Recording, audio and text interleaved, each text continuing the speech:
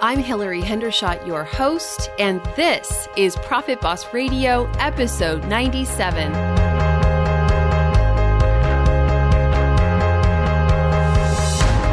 Profit Boss Radio is your weekly wealth mastermind. Profit Boss is also a community and a movement for women who are ready to take control of their money, break the glass ceiling, and give ourselves permission to finally have enough. Want the secrets of wealth to be yours? This is the place. I'm Hillary Hendershot. I'm a certified financial planner running a leading advisory firm for women, and I'm sharing with you real stories from real life and real women who are making it happen. Forget Wall Street. Let's do this, ladies.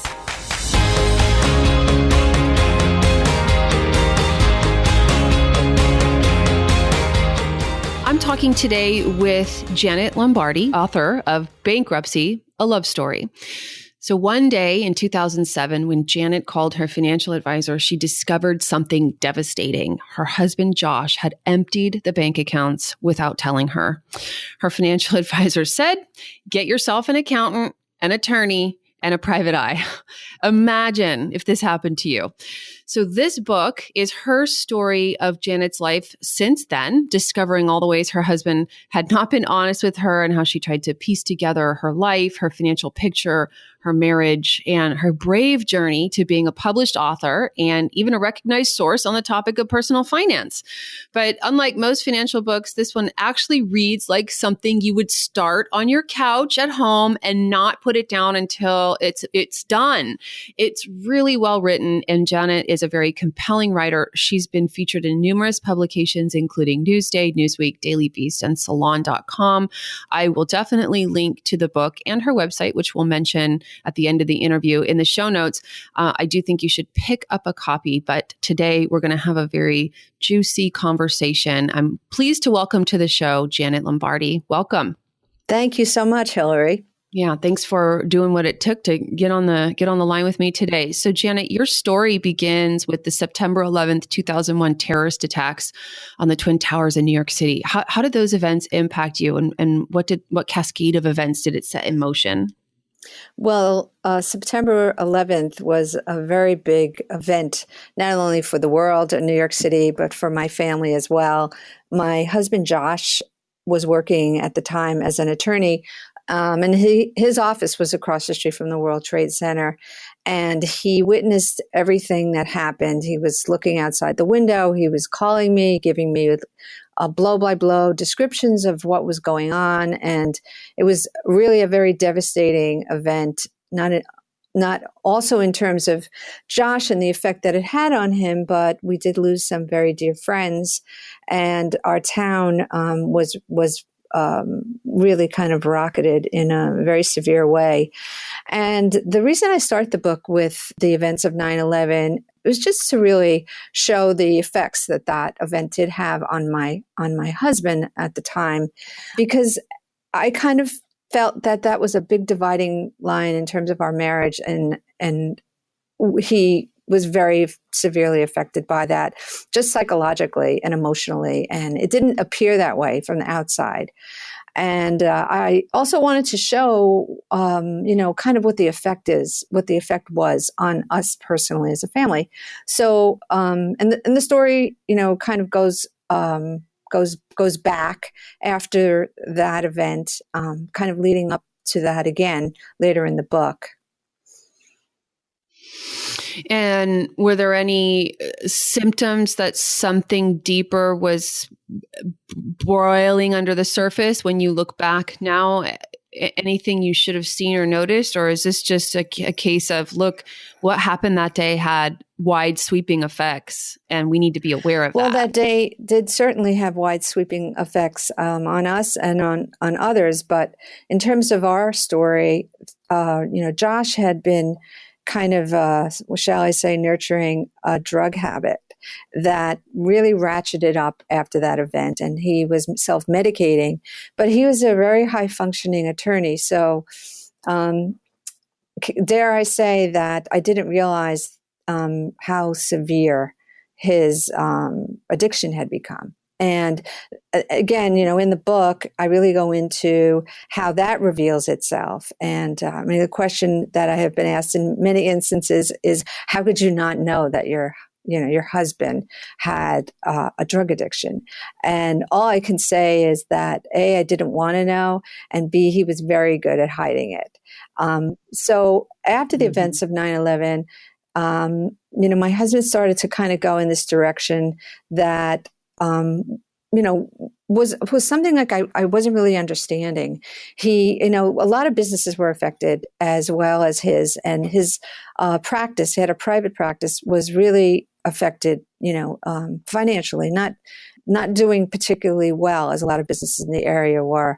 And he started to get involved in some kind of international finance deals, which even at the time I didn't completely understand, and I'm not sure I even understand them today. But he kind of went in a different direction in his business.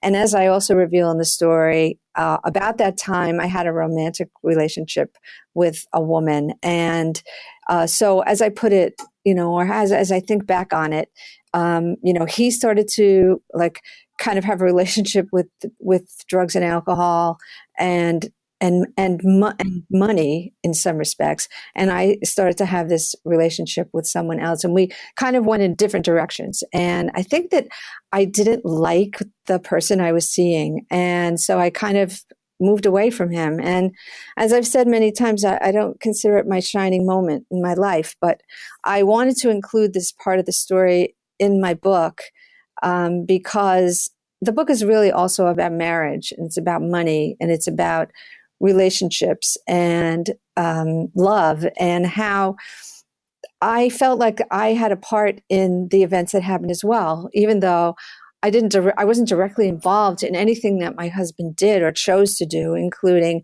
emptying our accounts or using money like a drug or later getting prosecuted for white collar crime. I wasn't involved in any of that, but I did have responsibility in our marriage. So I included those events because I wanted to show that, we all play a part. I didn't want to have the kind of story that was me kind of pointing my finger at someone else and saying, look, I'm a victim.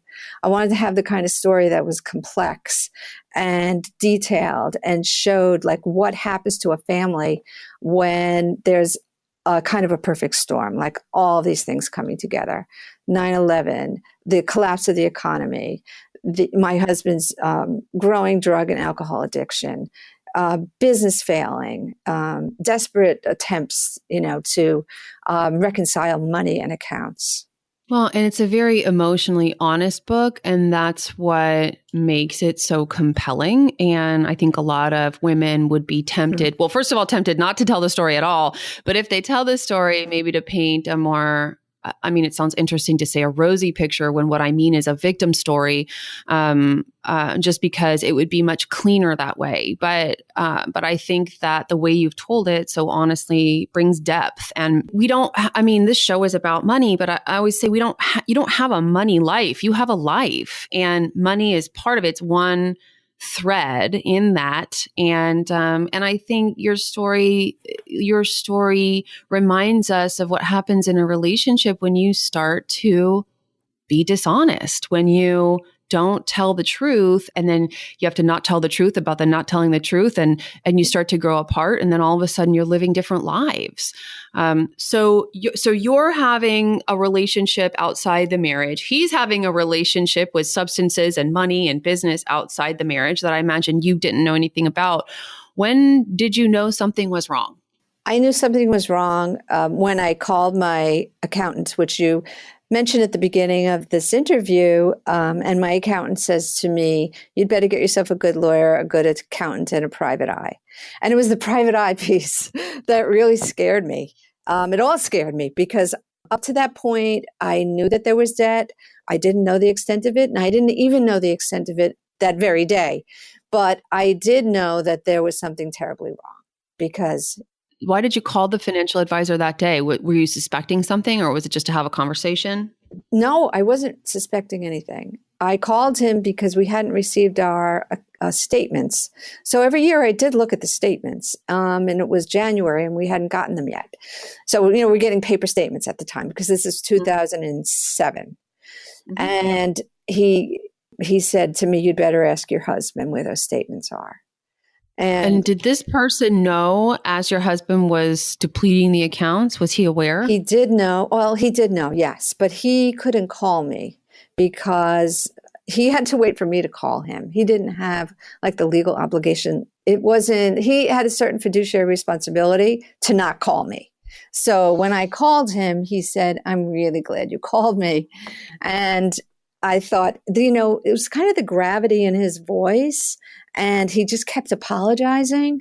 And I kept thinking there's got to be something really, really wrong here. Like I knew what he was saying, but the words weren't really making sense. But the thing about that conversation was that I knew that something was wrong. And I knew that my husband hadn't told me, like, why was he taking money out of our accounts? And I had some ideas, some suspicions. I felt that he owed people money, and that's why he didn't want to tell me. He was afraid to tell me or ashamed to tell me. So, but that was like an eye-opening day because I knew that all of a sudden we were on kind of different sides of the fence, if you will. Yes, you're sitting on opposite sides of the table, not the same side of the table. Right.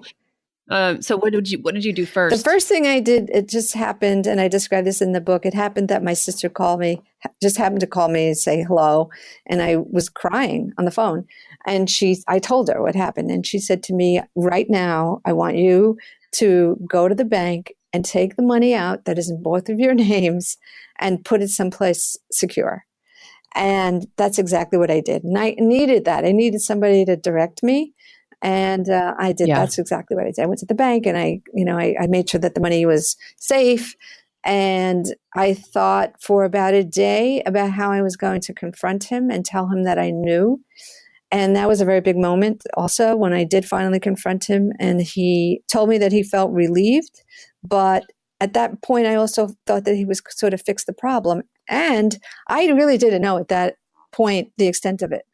As you described in the beginning, when you started, introducing me, you used the word piece together. And I love that because I was investigating. I was excavating. I was just trying to figure out what the hell was going on because I really didn't know the depth. And we had a very complicated financial life. He had an attorney's account, which I was not privy to, of course. So he was doing a lot of transactions through his attorney's account. So no statements came home. I had no idea. And I had no idea of the level of debt. So I literally set out to gather all of our papers and look through everything. It took me a couple of days to do that. And I was really scared because I was afraid of what I would find.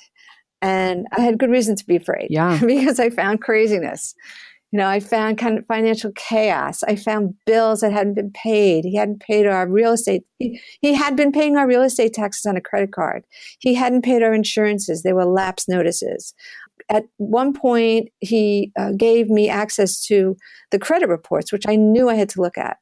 And I found just such an incredible level of debt. He had hundreds of thousands of dollars of debt. And also at that point, I had gone to a lawyer. So I started to understand things a lot more clearly. So I started educating myself as I went along. But I found a lot of things that were really, really scary. What are some of the things you say you started educating yourself? What are some of the things you learned that stand out for you? Well, in the bigger picture, I learned a lot of things. And I just want to give a little shout out to an organization that I joined called Debtors Anonymous, DA. It's a 12-step program for debtors or for people who just want to have a better relationship with money. I didn't really consider myself a debtor, but I went to those meetings. And in fact, I still go to those meetings. And that's 11 years later. Wow. So, yeah. So when you ask me what I learned, I just want to tell you that I learned how to have a clean financial life starting at DA. Because DA, one of the tenets of DA is going from vagueness to clarity. So if you don't Yes. know what you have and you don't know what your debt is and you don't know what your bills are and you're just like living in this fantasy idea that somehow things are all it's just all going to work out and you're not paying attention and don't have financial awareness, you're going to be in big trouble. And that's kind of where we were at that point. I didn't know. I couldn't tell you off the top of my head, like what it cost us every month to live. We had 2 children and a very, we did not live by any means a lavish lifestyle. We led a comfortable lifestyle, living in a middle-class community in a nice suburb in New York. I really had to excavate. And that was kind of an interesting part in the story, Bankruptcy Love Story, that I was kind of a sleuth, and I had to uncover files and and a lot of it, I didn't really want him to know that I was doing it because I just wanted to have that information. So I remember it very well, standing upstairs in our office, just sort of standing in the middle of the room and thinking like, I don't even know where to begin. But I did educate myself on the cost of things. Also, in the book is also a very kind of dramatic part of the book is we had a mortgage. We ended up signing on to a subprime mortgage to refinance our house, to extract money to pay for some of my husband's debt. And of course, thinking back on it, it was like a very not a smart move on my part, but I went along with it. Hindsight is 2020, right? Yeah, exactly. So, but I did go along with it. So the point is that I taught myself about what that means. What does it mean to have a subprime mortgage? What does it mean to have different payouts? And again, this was in 2007 and 2008. And around 2005 was the year that banks really started creating these mortgages. And, we all know what the result of that was, right? All the defaults on the mortgages. And we were kind of caught up in that, fortunately. But, that's one of the things I had to educate. I had to educate myself on everything, insurance, health insurance, car insurance, life insurance. What do we need? What don't we need? I mean, every part of our financial lives, I had to educate myself about.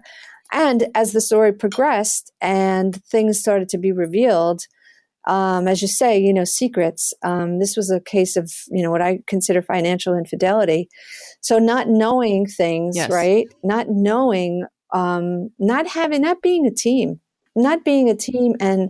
and looking at our finances together and figuring out, what we needed to pay and what we could project to pay, what our savings level were, what our retirement savings, all of that. We really never looked at it all together. I had to figure out as things went. And later in the book, of course, it becomes my husband. Well, he didn't really actually come to me, I don't think, at any point and said, honey, we have a problem. It was more like I discovered things. And as I describe in the book, I was going on a writing weekend with a couple of friends, and I wanted to make a copy of something that I had been working on. And I lifted the fax machine, and lo and behold, there was another document. And by this point, I was very good at kind of discerning, legal documents and what was kind of scary and what wasn't.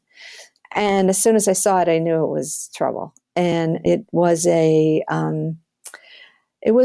statement from the Bar Association investigating my husband.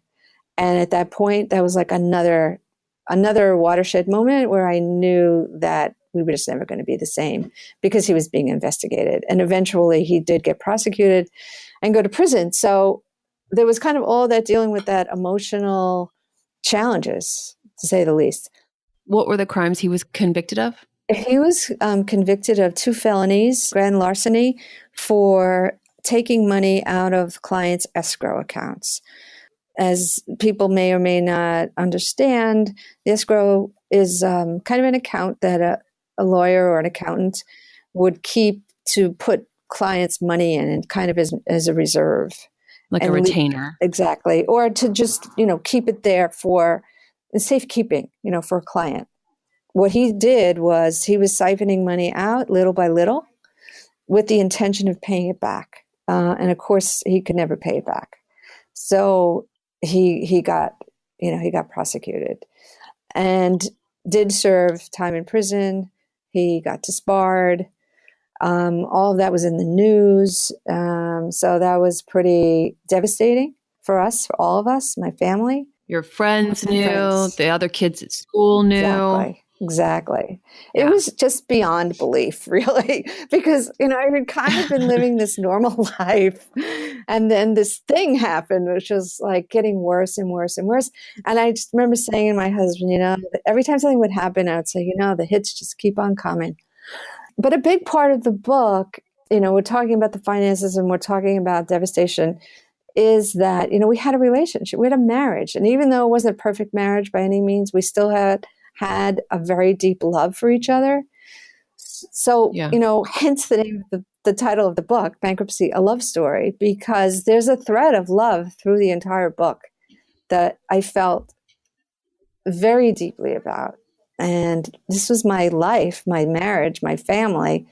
So inside, I was trying to reconcile all of these things happening to me and, kind of, and journaling, recording these things. So I was able to use in the book a lot of what I was feeling, which was so many mixed emotions, as you can imagine, when that kind of thing happens.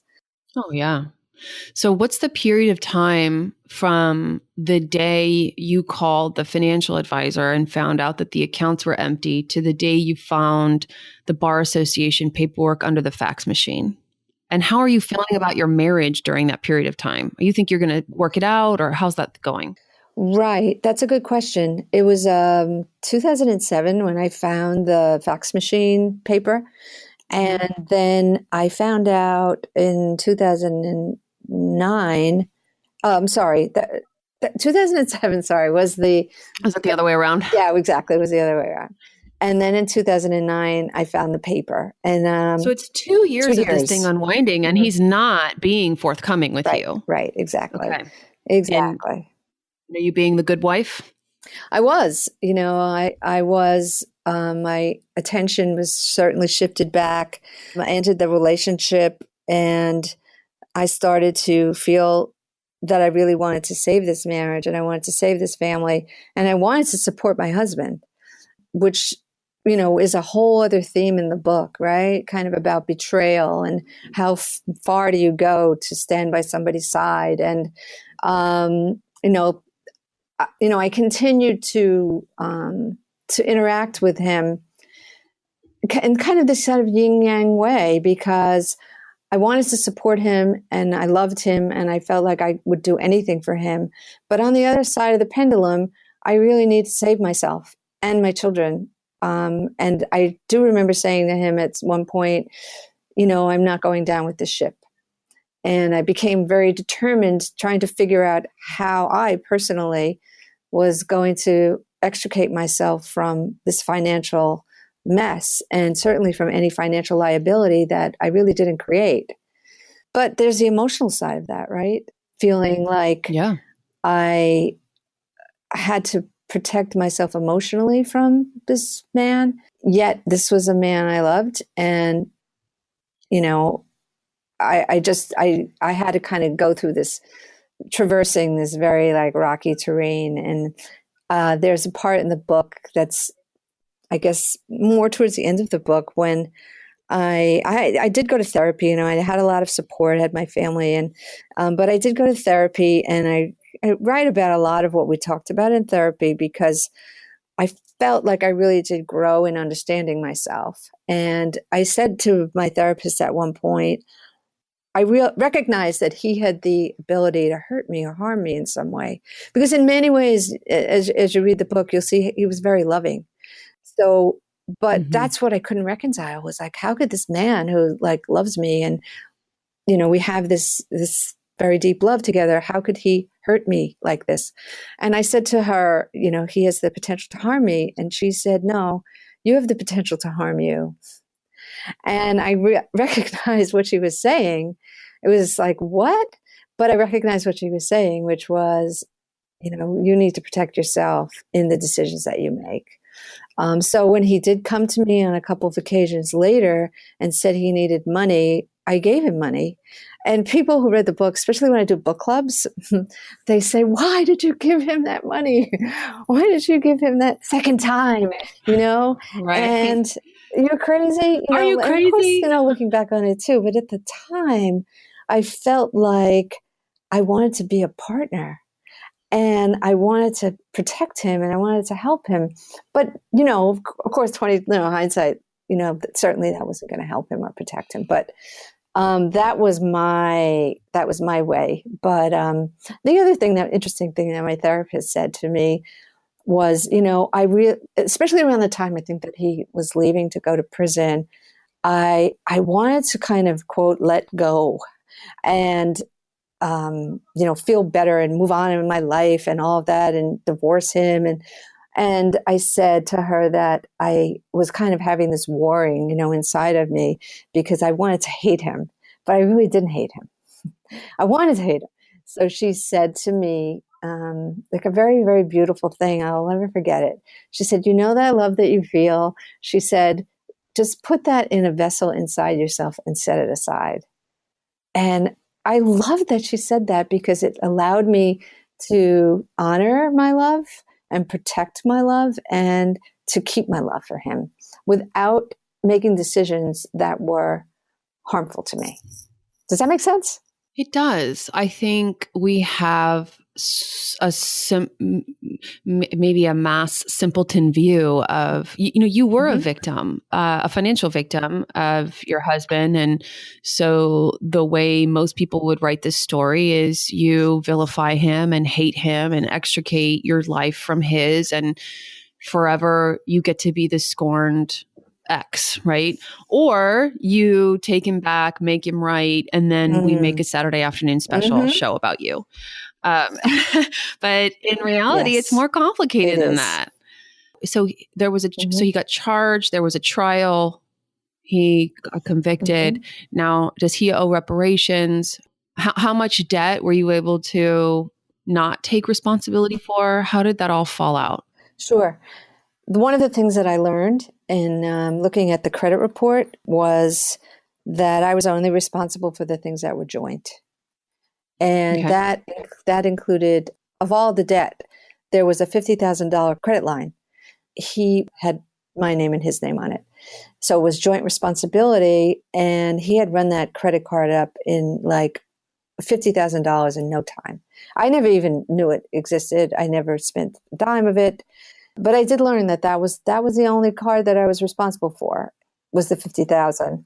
Do you know if that's a state-specific rule? Because I don't think New York is a community property state. My impression was that in the state of California, everything is 50-50. Do you happen to know that? I don't know exactly. I can't claim to be a financial expert. I just only know from my own experience. Perfect. That my lawyer told me that everything on the credit report, that I was only responsible for the things that were joint, which makes sense. There were other expenses, believe me, many, but in that particular case, so I was only responsible for the joint credit card, which we were able to make a settlement with on that. And I paid that out myself, even though I didn't have really a hand in using that money.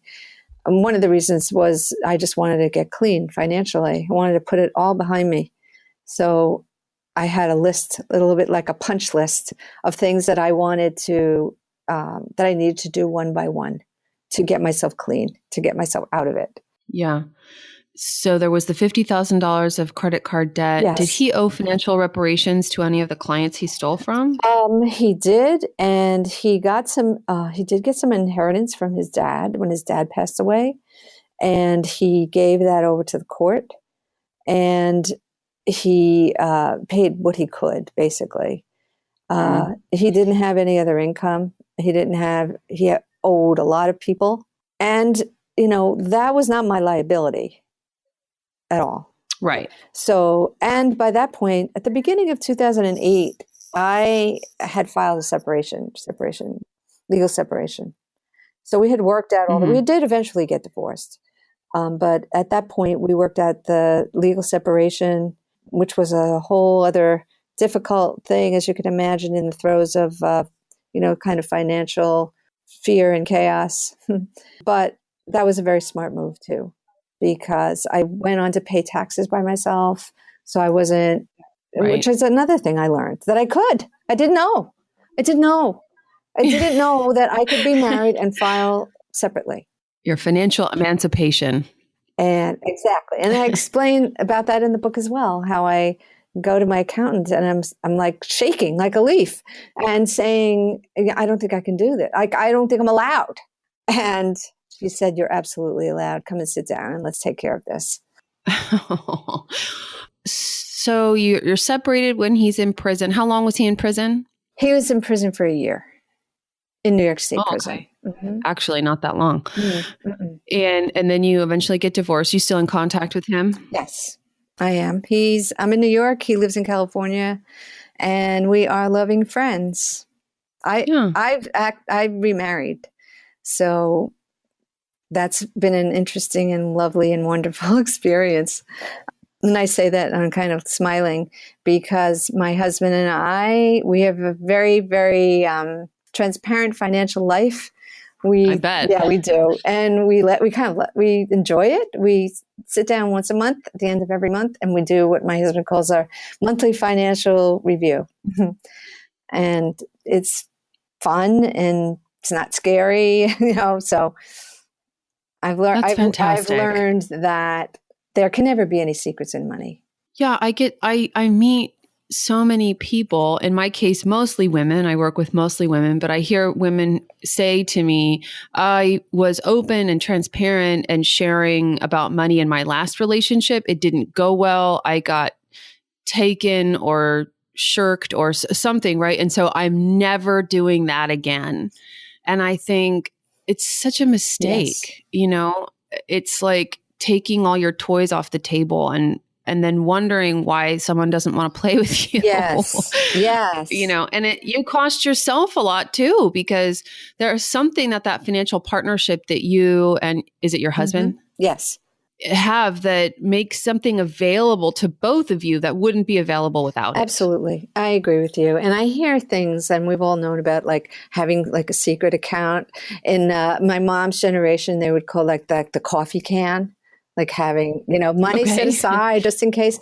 But you need to ask yourself, like, what are you protecting from? And why? So, and I agree. And I call that financial infidelity, any kind of hiding. I think the coffee can represents some form of distrust. Like I need to have a back door because there's just something deeper going on there. A friend of mine's mother she would always talk about how her mother had quote unquote, the FU money. And that was her secret account where she had been stashing money for years. And, by the by, it came out that he had had a mistress for decades. He had fathered a child in his early 60s. And they had, more than 8 children together. It was in my opinion, I wasn't surprised because of some of the symptoms of mistrust and lack of trust that I had heard throughout my friendship with this woman. So it's part of a bigger ecosystem. So let's talk about what you see are the keys to financial rebound. At this point, do you feel you've rebounded financially? Absolutely. Perfect. And so what do you share with women that are the keys to your turnaround and success? Sure. First, I think that sometimes women in particular think that they don't somehow like they don't know enough or they're not qualified or others are qualified more than themselves to handle their own finances or that managing finances is not for them, quote, not for them, and it's not their strong suit. And I say that's nonsense, that no one is more qualified than yourself, than you to handle your own finances. Because if you can add and subtract, you can manage your finances. You can ask questions, you can educate yourself. No one knows your needs better than you do, right? And in the book, I go into this kind of phenomenon, I think, of the thinking that I would be taken care of, which is a whole other subject we could talk very long about. But that kind of Prince Charming syndrome that someone was going to rescue. And I think it's a little bit generational too. But I don't think that I think young women may have that on a certain level as well and maybe not want to admit it. But I did realize at some point that there was, the only person who was going to take care of me was the person staring back from the mirror, right? So So if I was able to do it and figure it out, then I think that anyone can. I think that it requires time, attention, commitment. And if you want to get a better handle on your finances, you really need to commit to it.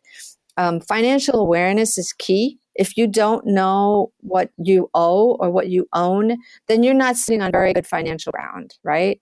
You're, again, Right. like I want to invoke the DA adage that you need to go from vagueness to clarity. You need to know. And then if you do suspect that there's a problem, or if you are finding yourself in a situation that is troublesome, don't sit there, because it's probably not going to get better by itself. I doubt it. So if you think that there's a problem in the marriage in terms of money, you need to be brave and to confront that. And I mentioned this before, but you need to know what you own and what you owe.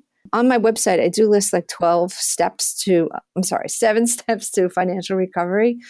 And these are the ones that I'm going through now. So Yeah. know what you own and what you owe. And that requires that you like literally make a piece of paper and pencil, get a piece of paper and pencil and write it down, or use an app, or use Excel, or use something.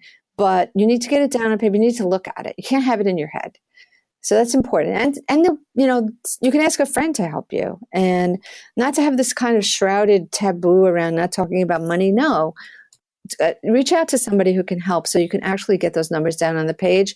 And if you have debt, you might be afraid to do that. So that's why it's good sometimes to have another person help you. And if you do have debt, then you need to stop debting, right? Cash can really turn your life around. Now, it can. Yes, it I can. don't think it's a very popular thing today. Everybody uses debit and credit. I personally do not use credit. I do use debit card, because somehow, but if you're really struggling and you really want to get down to basics, then pull out that cash, because there's nothing like touching a dollar. And also, I learned. Well, and it's powerful when you pay cash, it's leaving you. You watch it leave you. It's very powerful. Exactly. That's very well put. It's leaving you, right? You're touching it.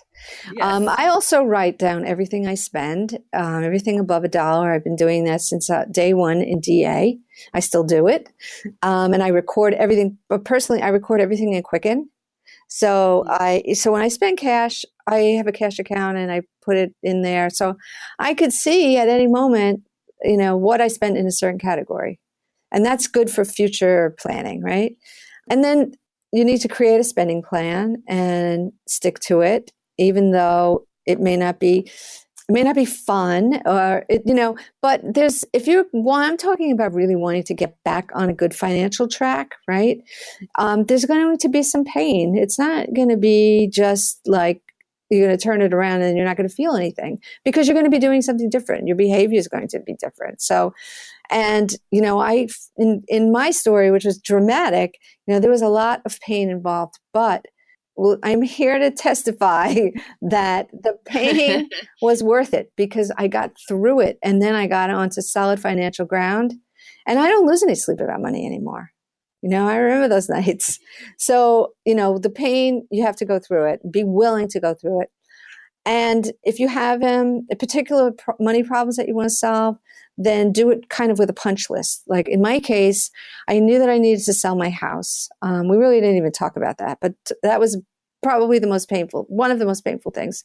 Was I loved my house, but I knew that I couldn't afford to keep my house if I was going to live on my own resources.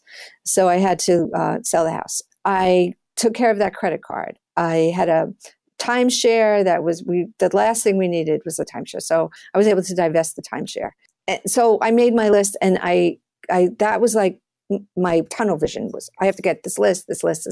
So I was very dogged with the list, and, kind of be bold, with your money moves. If you need to sell your house, and you need to sell your house, you're not going to die. You will survive.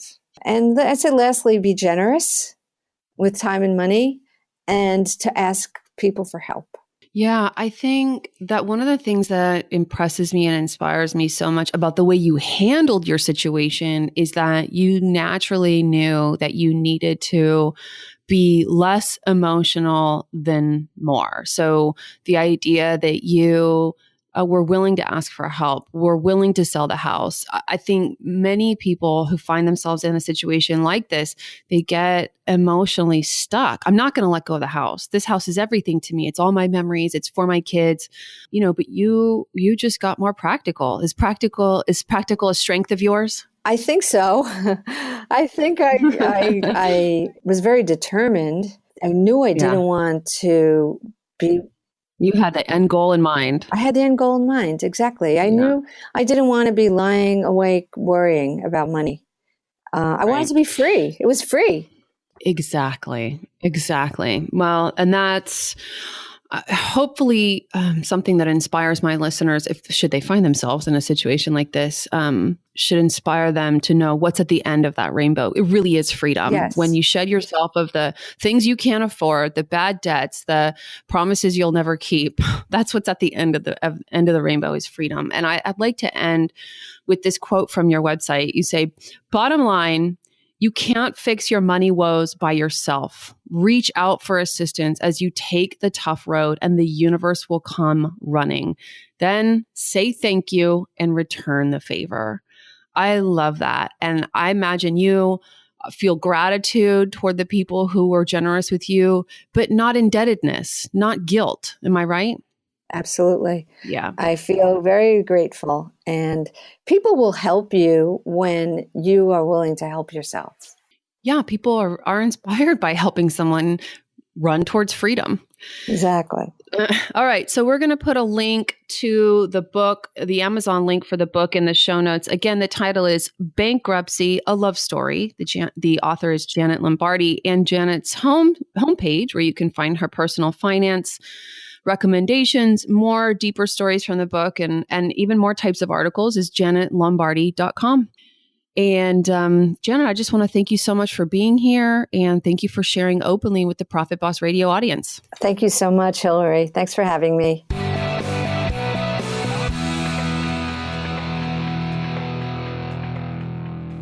Thank you for listening to this episode of Profit Boss Radio. If you liked it, share it with an artist or creative that you love. And whether you're a painter or a mathematician, may you have all the freedom and prosperity you want.